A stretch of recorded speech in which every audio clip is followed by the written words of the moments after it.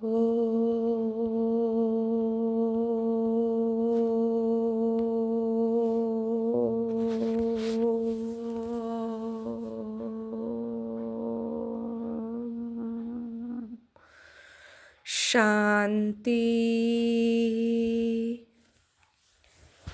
11/12/2024 প্রাতঃ মুরলি।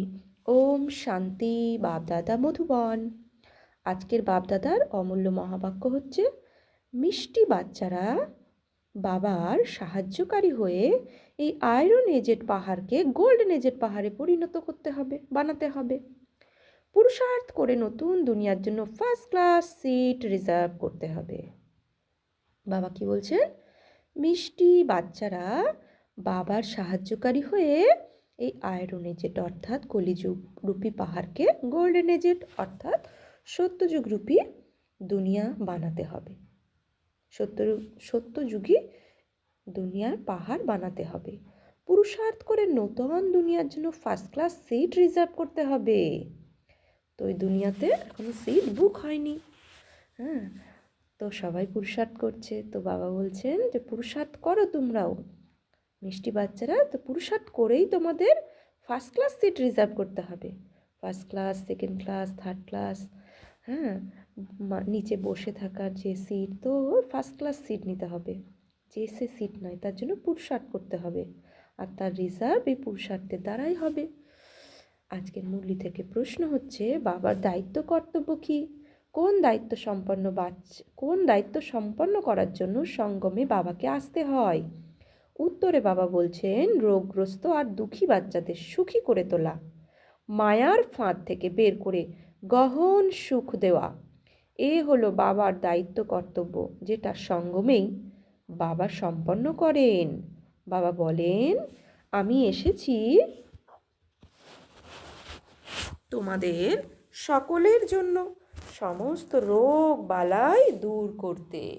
বাবা কি বলছেন? আমি এসেছি তোমাদের সকলের রোগ বালাই দূর করতে।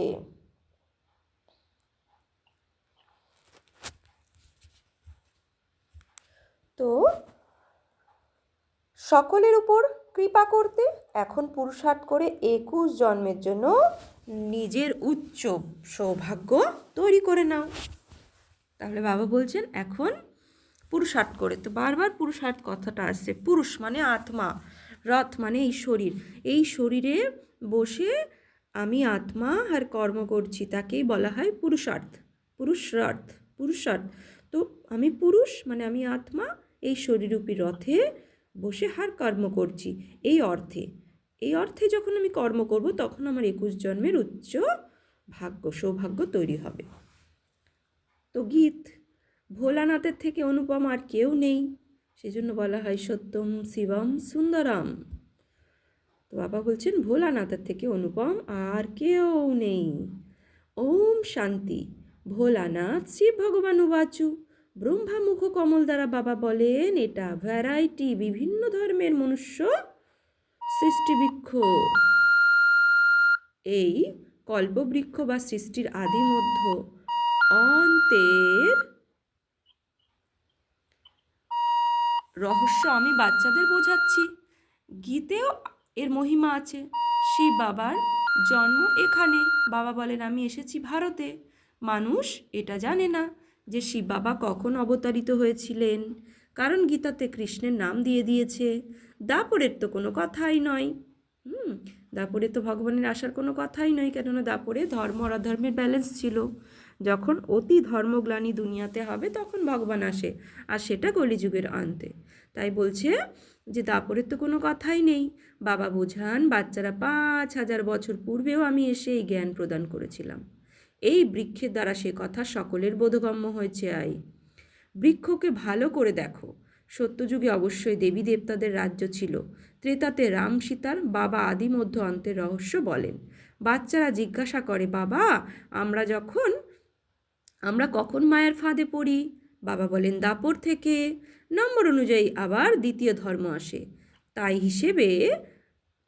হিসেব কষলে বুঝতে পারা যাবে যে এই দুনিয়াতে আমরা সকলে আবার কবে আসব। সেই বাবা বলেন, আমি 5000 বছর পরে এসেছি সঙ্গমে নিজের কর্তব্য পালন করতে।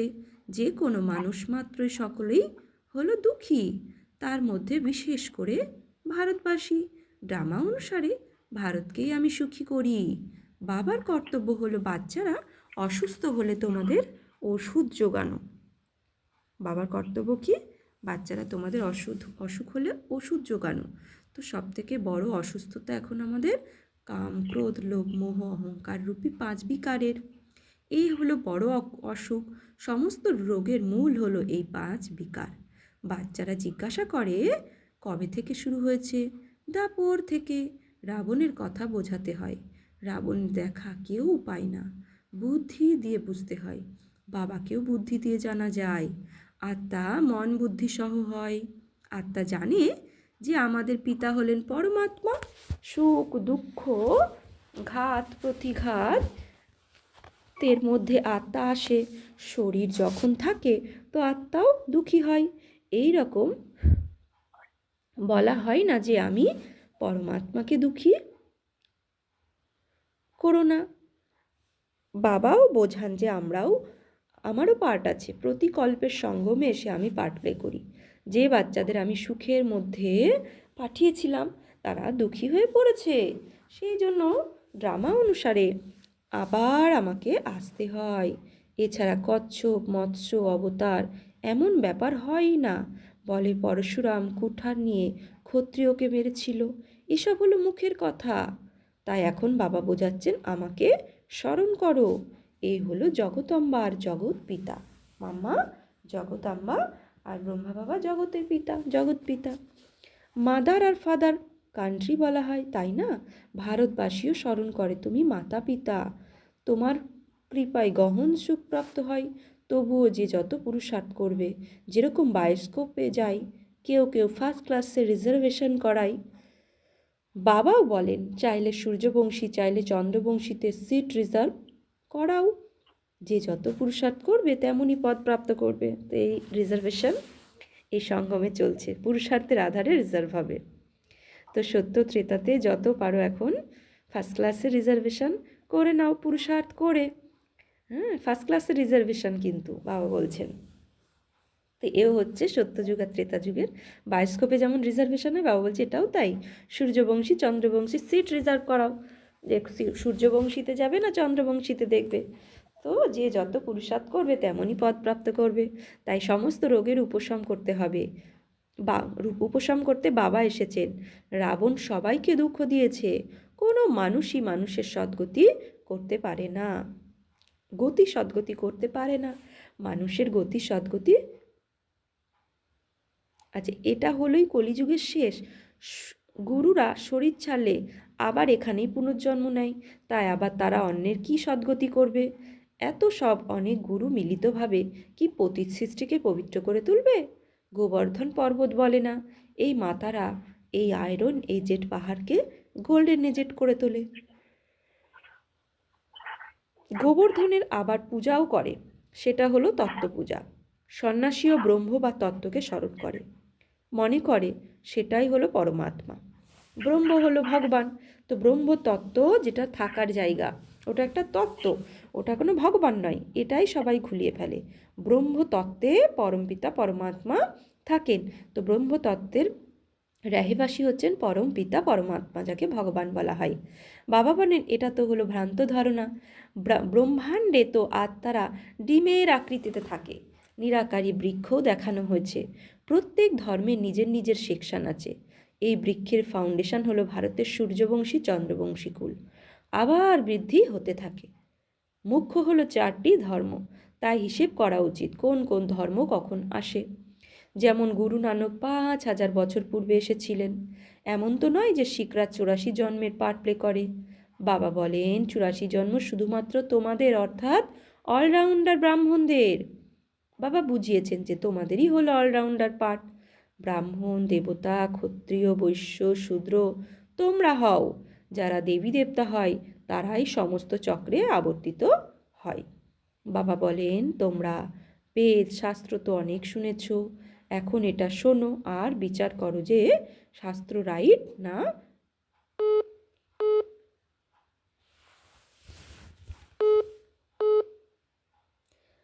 বাবা বলছেন এখন তোমরা বিচার করো যে শাস্ত্র রাইট না গুরুরা রাইট, নাকি বাবা যেটা শোনান সেটা রাইট। বাবা বলছেন আমার কথাই মেনে নাও, বলছে তোমাদের বুদ্ধির দ্বারা বিচার করো। বাবাকে বলা হয় ট্রুথ। আমি তোমাদের প্রকৃত সত্য বলছি, যাতে সত্য যুগে দুনিয়া তৈরি হয়ে যাবে। আর দাপর থেকে শুরু করে তোমরা মিথ্যা শুনে আসছো, তো তাকে নরক তৈরি হয়ে পড়েছে। তো এখানে যদি আমরা বিচার করি দাপর থেকে, শাস্ত্র আর গুরুর কথা শুনে শুনে আমরা কি তৈরি করেছি? নরক, অর্থাৎ কলিযুগ তৈরি করে ফেলেছি। কিন্তু সত্য পিতা, সত্য ভগবান, তার যে সত্য জ্ঞান, সেটার সেই শ্রীমতের আধারে, সত্য জ্ঞানের শ্রীমতে যদি আমরা চলি, সত্য জ্ঞানের আধারে যদি আমরা চলি, তাহলে এই কলিযুগ পরিবর্তন হয়ে সত্য যুগ হয়ে যাবে। তো বাবা সেটাই বোঝাচ্ছেন। নরক তৈরি হয়ে পড়েছে। বাবা বলেন আমি তোমাদের গোলাম। দেখো ভগবান কত নিরহংকারী, যে বলছে, বাবা বলেন আমি তোমাদের গোলাম। ভক্তিমার্গে তোমরা আগে এসেছো, আমি গোলাম, আমি তোমার গোলাম, এখন আমি তোমাদের অর্থাৎ বাচ্চাদের সেবা করতে এসেছি। ভক্তিমার্গে আমরা দেবী দেবতার সামনে আমি গোলাম, আমি নীচ, আমি কপট, তুমি কত উঁচু শ্রেষ্ঠ, আমি পাপী, এরকম গায়ন করে এসেছি দেবী দেবতার সামনে। তো ভগবান বলছে তোমরা গায়ন করে এসেছো যে আমি, হে প্রভু আমি তোমার গোলাম। আর ভগবান এত নিরহংকারী যে সে এসে বলছে আমি তোমাদের গোলাম। স্বয়ং ভগবান বলছে আমি তোমাদের সেবাধারী বাচ্চা, বাচ্চাদের সেবা করতে এসেছি। বাবাকে নিরাকারী নিরহংকারী বলে প্রশস্তি গাওয়া হয়। তাই বাবা বলেন আমার দায়িত্ব হলো বাচ্চারা তোমাদের সর্বদা সুখী করা। একটি গানও আছে, ঈশ্বরের আসা যাওয়ার রহস্য উন্মোচিত হয় আগম নিগমের ভেদ খুলে। এছাড়া ডমরু ইত্যাদি বাজানোর কোনো ব্যাপার নেই। এ তো অনাদি, এ তো আদি মধ্য অন্তের সমস্ত সংবাদ শোনানো হয়। বাবা বলেন তোমরা সব বাচ্চারাই হলে অ্যাক্টার্স। আমি এই সময়, বাবা বলছেন আমি এই সময় আমি হলাম করণ করাবান হার। আমি এনার অর্থাৎ ব্রহ্মার দ্বারা স্থাপনা করাই। এছাড়া গীতাতে যে কিছু লেখা হয়েছে, যা কিছু লেখা হয়েছে সেসব কিছু হয় না। এখন তো প্র্যাকটিক্যাল ব্যাপার, তাই না? বাচ্চাদের এই সহজ জ্ঞান আর সহজ রাজযোগ শেখায়, যোগযুক্ত করি। বলে না যে যোগযুক্ত করায় ঝুলি ভর্তি করে দেয়, রোগমুক্ত করে দেয় কে? বিশ্বের পিতা। গীতারও সম্পূর্ণ অর্থ বাবাই বোঝান। দুনিয়ার মানুষ গীতার যথার্থ অর্থ কেউ বোঝেনি, শুধু শব্দটাকে নিয়ে নিজের ভাবকে অ্যাড করে দুনিয়াকে কলিযুগ বানিয়ে ফেলেছে। তাই বাবা বলছেন গীতারও সম্পূর্ণ অর্থ বাবাই বোঝান, যোগ শেখায় আর শেখাবেও। বাচ্চারা যোগ শিখে আবার অপরকেও শেখায়। বলা হয় যোগ দ্বারা আমাদের জ্যোতি প্রজ্বলনকারী এরকম গানও ঘরে ঘরে ঘরে বসে শুনলে সমগ্র জ্ঞান বুদ্ধিতে ঘুরবে। বাবার স্মরণে উত্তরাধিকারের নেশা চড়বে। শুধুমাত্র পরমাত্মা বা ভগবান বললেই মুখ মিষ্টি হয় না, বাবা মানেই উত্তরাধিকার। বাচ্চারা তোমরা এখন বাবার থেকে আদি মধ্য অন্তের জ্ঞান শুনে আবার অপরকে শোনাও। একেই শঙ্খধ্বনি বলা হয়। তো শঙ্খধ্বনি করা কি? সন্ধেবেলা ও তো স্থূল শঙ্খ বাজানো হলো, যাতে খুব সীমিত সুখের অধীন সুখের প্রাপ্তি হয়, মনে হয় সব পবিত্র। কিন্তু এই শঙ্খও দেখো বাজানো হয় দিনের শেষ আর রাতের শুরু, আবার সকালেও সব অনেকে শঙ্খ বাজায়, অর্থাৎ সঙ্গমে। হ্যাঁ, তো এই যে সঙ্গমের ইয়াদগার হিসাবেই শঙ্খ বাজানো হয় ভক্তিমার্গে কলিযুগে। তো শঙ্খর অরিজিনাল অর্থ বাবা বোঝাচ্ছেন যে এখন তোমরা পরমাত্মার থেকে জ্ঞান শুনে অপরকে যেটা শোনাও সেটাই অরিজিনাল শঙ্খধ্বনি বলা হয়। তো ওই স্থূল শঙ্খ তো সবাই বাজাতে পারে, কিন্তু জ্ঞানের শঙ্খ বাজাতে হবে। নিজে শুনে অন্যকেও জ্ঞানের শঙ্খ শোনাতে হবে। তোমাদের হাত কোনো পুস্তক ইত্যাদি থাকে না হাতে, বাচ্চাদের শুধুমাত্র ধারণা করতে হয়। তোমরা হলে সত্যিকারের আত্মারূপী ব্রাহ্মণ, আত্মাদের পিতার সন্তান। সত্যিকারের গীতার দ্বারা ভারত স্বর্গে পরিণত হয়। সেখানে তো শুধু বসে বসে গল্প কথা বানানো হয়েছে। তোমরা সকলে হলে পার্বতী, তোমাদের এই অমর কথা শোনাচ্ছি। ও পরমপিতা পরমাত্মা রাম, পরমপিতা পরমাত্মা শিব আমাদের পার্বতীদের অমর কথা শোনাচ্ছে, যে কোন কথার মাধ্যমে আমরা অমর হতে পারি।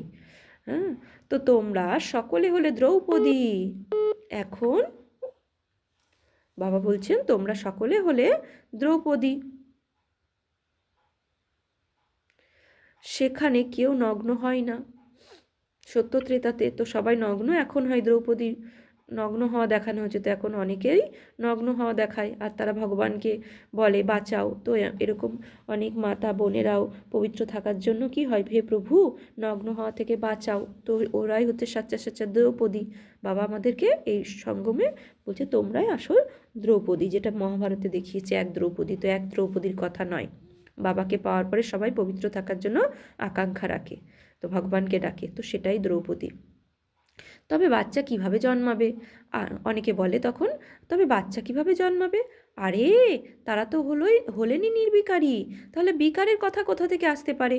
তোমরা বুঝতে পারবে না যে যোগ বলের দ্বারা কিভাবে বাচ্চা জন্ম হয়?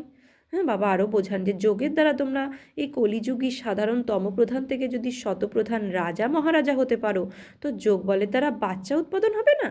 তো সেটাই বাবা বোঝাচ্ছেন। তোমরা তো জানো যে কিভাবে যোগ বলের দ্বারা বাচ্চা জন্ম নেবে, তো এটা বর্তমান সায়েন্সও এটার ওপর রিসার্চ করে দেখেছেন যে যোগ বলের দ্বারা কিভাবে নতুন সন্তানের জন্ম হয়। তো তোমরা আর্গু করবে, কিন্তু এ তো শাস্ত্রের কথা।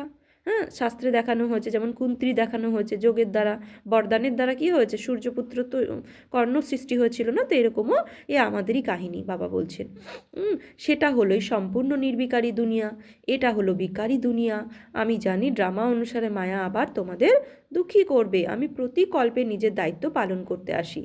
তোমরা জানো যে পূর্বকল্পে যারা হারিয়ে গিয়েছিল তারাই এসে নিজেদের উত্তরাধিকার নেবে, সেই রকম অবস্থাও দেখতে পাওয়া যাচ্ছে। এটা হলো সেই মহাভারত লড়াই। তোমাদের আবার দেবী দেবতা বা স্বর্গের মালিক হওয়ার পুরুষার্থ করতে হবে। এর মধ্যে স্থূল যুদ্ধের কোনো ব্যাপার নেই, না তো অসুর না দেবতাদের যুদ্ধ হয়েছে। সেখানে তো মায়াই নেই যে লড়াই করবে। সত্যযুগে অর্ধকল্প, না কোনো লড়াই, না কোনো রোগ, না দুঃখ অশান্তি। আরে ওখানে তো সমস্ত রকমের সুখ চির বসন্ত বিরাজমান। হসপিটাল থাকে না, এছাড়া স্কুলে তো পড়তে হয়। এখন তোমরা প্রত্যেকে এখান থেকে উত্তরাধিকার নিয়ে যাও। মানুষ পড়াশুনো করে নিজের পায়ে দাঁড়িয়ে যায়। এর ওপর গল্পও আছে। কেউ জিজ্ঞাসা করে তুমি কার খাও, তো বলে আমি নিজের ভাগ্যে খাই, সেটা হলো পার্থিব ভাগ্য। এখন তোমরা নিজেদের অসীম জগতের ভাগ্য তৈরি করো। তোমরা এমন ভাগ্য তৈরি করো যা 21 জন্ম আবার নিজের থেকে রাজ্যভাগ্য ভোগ করো। এটা হলো অসীম জগতের সুখের উত্তরাধিকার। এখন তোমরা বাচ্চারা এই কন্ট্রাস্ট ভালোভাবে জানো। ভারত কত সুখী ছিল, এখন কি হাল হয়েছে। যারা পূর্বকল্পে রাজ্যভাগ্য নিয়েছিল তারা এখন নেবে, এরকম তো নেই যে ড্রামাতে যা ঘটবে সেটা প্রাপ্ত হবে, তবে তো খিদেই মরে যাবে। ড্রামায় এই রহস্য সম্পূর্ণরূপে বোঝাতে হবে। শাস্ত্রে কেউ কত আয়ু, কেউ কত লিখে দিয়েছে। অনেক প্রকারের মতান্তর আছে। কেউ আবার বলে আমি তো সর্বদা সুখী আছি। আরে তোমরা কখনো রোগগ্রস্ত হও না। তারা বলে রোগ ইত্যাদি তো শরীরে হয়, আত্মা হলো নির্লেপ। আরে ব্যথা ইত্যাদি লাগলে তো দুঃখ আত্মারই তো হয়। এটা হলোই বোঝার ব্যাপার। এটা হলো স্কুল, এখানে একজন টিচারই পড়ান। নলেজ একটাই, এম অবজেক্ট একটাই, নর থেকে নারায়ণ হওয়া। যারা পাশ করবে না তারা চন্দ্রবংশীতে চলে যাবে। বাবা যে পেপার্স নেয়, পেপার্সে যদি আমরা পরিস্থিতি আসলে পাশ না করলে চন্দ্রবংশীতে চলে যাবে। যখন দেবতারা ছিল ক্ষত্রিয় ছিল না, যখন ক্ষত্রিয় ছিল তো বৈশ্য ছিল না, আবার যখন বৈশ্য ছিল তো শূদ্র ছিল না। এই সব হলো বোঝার মতো ব্যাপার। মাতাদের জন্য খুব সহজ, একটাই পরীক্ষা। এমন মনে করো না যে দেরিতে আসে যারা, তারা কিভাবে পড়বে। কিন্তু এখন তো নূতনরাও তীব্র গতিতে এগোচ্ছে, প্র্যাকটিক্যালভাবেই হচ্ছে। এছাড়া মায়া রাবণের কোনো রূপ নেই। তোমরা বলতে পারো অমুকের মধ্যে কামের ভূত রয়েছে, এছাড়া রাবণের কোনো মূর্তি বা শরীর তো নেই। হ্যাঁ, অর্থাৎ 5 বিকার রূপী রাবণকেই রাবণ বলা হয়, 5 বিকারকেই রাবণ বলা হয়, নইলে 5 মাথাওয়ালা কোনো রাবণ ওইরকম মূর্তি কখনো হয় না। আচ্ছা, সব কথায় স্যাকারিন হলো মন মনোভাব। শ্রীমদ্ ভগবদ গীতা 2 বার উচ্চারণ হয়েছে শ্লোক, মন মনোভাব মধ্যাজীবম। তো বাবা বলছেন সমস্ত কথার স্যাকারিন হলো মন মনোভাব। তিনি বলেন আমাকে স্মরণ করলে এই যোগ অগ্নির দ্বারা বিকর্ম ভস্য হয়ে যাবে। সব কিছুর মূল সার যোগ অগ্নির দ্বারা বিকর্ম ভস্য হবে, আর তুমি দেবী গুণ ধারণ করে ফেলবে। বাবা গাইড হয়ে আসেন। বাবা বলেন, বাচ্চারা আমি তো তোমাদের সামনে বসে পড়াচ্ছি, কল্প কল্প নিজের দায়িত্ব কর্তব্য পালন করছি। পারলৌকিক বাবা বলেন, আমি নিজের দায়িত্ব পালন করতে এসেছি, বাচ্চারা তোমাদের সহযোগিতায়। সহযোগিতা করলে তবে তো তোমাদের পদ প্রাপ্ত করবে।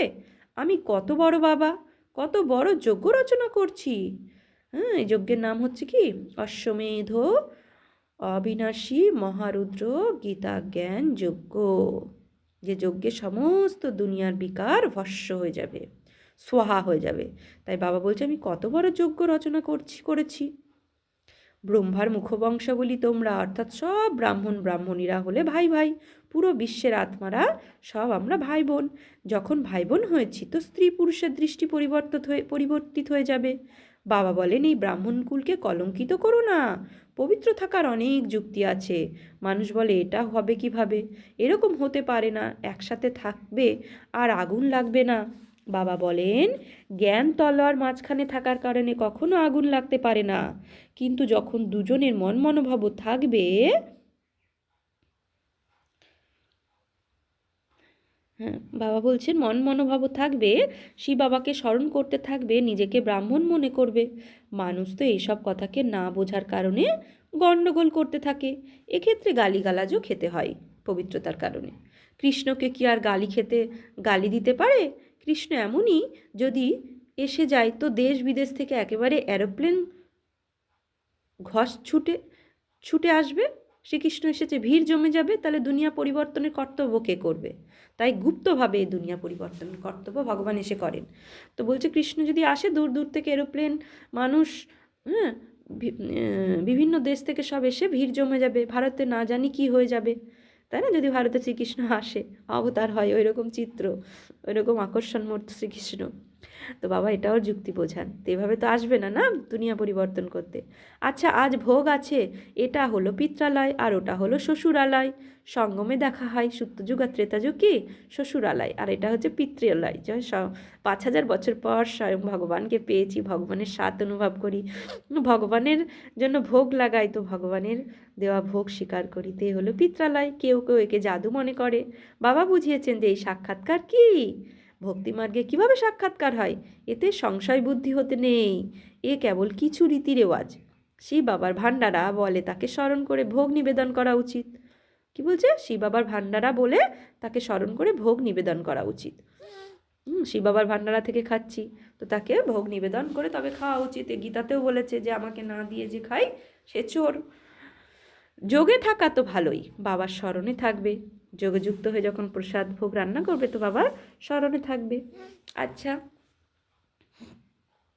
মিষ্টি মিষ্টি হারানিধি বাচ্চাদের প্রতি মাত পিতা বাপদাদার স্মরণে স্নেহ সুমন আর সুপ্রভাত, ভালোবাসা আর সুপ্রভাত। আত্মাদের পিতা তার আত্মারূপী বাচ্চাদের জানাচ্ছে নমস্কার। আমরা আত্মারূপী বাচ্চারা আত্মারূপী বাপদাদাকে জানাচ্ছি নমস্কার, সুপ্রভাত, ধন্যবাদ বাবা, অনেক অনেক ধন্যবাদ। ধারণার জন্য মুখ্য সার: 1. নিজেকে ব্রহ্মা মুখবংশাবলী মনে করে পাক্কা পবিত্র ব্রাহ্মণ হতে হবে। কখনো নিজের এই ব্রাহ্মণকুলকে কলঙ্কিত করো না। 2. বাবার সমন নিরাকারী নিরহংকারী হয়ে নিজের দায়িত্ব কর্তব্য সম্পন্ন করতে হবে। আত্মিক সেবায় তৎপর থাকতে হবে। বরদান: স্নেহের শক্তির দ্বারা মায়ার শক্তিকে সমাপ্তকারী সম্পূর্ণ জ্ঞানী ভব। স্নেহের শক্তির দ্বারা মায়ার শক্তিকে সমাপ্তকারী সম্পূর্ণ জ্ঞানী ভব। স্নেহে সমাহিত হয়ে যাওয়াই হলো সম্পূর্ণ জ্ঞান। স্নেহ হলো ব্রাহ্মণ জন্মের বরদান। সঙ্গম যুগে স্নেহের সাগর, স্নেহের হিরে মুক্ত থালা ভরে ভরে দিচ্ছেন। তাই স্নেহে সম্পন্ন হও। স্নেহের শক্তির দ্বারা পরিস্থিতিরূপী পাহাড় পরিবর্তন হয়ে জলের সমান হালকা হয়ে যায়। মায়া যে কোনো ভয়ঙ্কর রূপ বা রয়েল রূপে যদি আক্রমণ করে, তাহলে সেকেন্ডে স্নেহের সাগরে সমাহিত হয়ে যাও। তাহলে স্নেহের শক্তির দ্বারা মায়ার শক্তি সমাপ্ত হয়ে যাবে। স্লোগান: তন মন ধন, মন বাণী আর কর্মের দ্বারা বাবার কর্তব্য সদা সহযোগী হলে যোগী, সদা সহযোগী হলো যোগী। হ্যাঁ, তো আজকে সমান নেব আমি স্নেহের সাগরের সন্তান, সম্পূর্ণ স্নেহী আত্মা। আমি স্নেহের সাগরের সন্তান, সম্পূর্ণ স্নেহী আত্মা। আচ্ছা, ওম শান্তি।